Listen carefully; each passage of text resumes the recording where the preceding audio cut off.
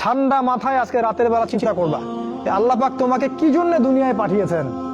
একটু চিন্তা করবা, 1 মিনিট একটু চিন্তা করবা যে তুমি পৃথিবীতে নাই, তুমি পৃথিবীতে নাই, তুমি মারা গেছো। চিন্তা করবা তুমি মারা গেছো। তুমি যে মারা গেছো পৃথিবীর কারো কোনো সমস্যা হচ্ছে কিনা? তুমি যে মারা গেছো পৃথিবী কি থেমে আছে? তোমার পরিবার থেমে থাকবে? তোমার শিক্ষা, তোমার বন্ধু বান্ধব, তোমার আত্মীয় স্বজন কেউ থেমে থাকবে? কেউ থেমে থাকবে না। তুমি পৃথিবীতে থাকো বা না থাকো কারো কিছু আসে যাবে না। আল্লাহ পাক তোমাকে যে পৃথিবীতে রেখেছেন একটা সুযোগ খালি দিয়েছেন যাতে তুমি আল্লাহর দ্বীনের জন্য কিছু করতে পারো। এটাই আল্লাহ তোমার কাছে চান, আর কিচ্ছু চান না। আর কিচ্ছু আল্লাহ তোমার কাছে চান না।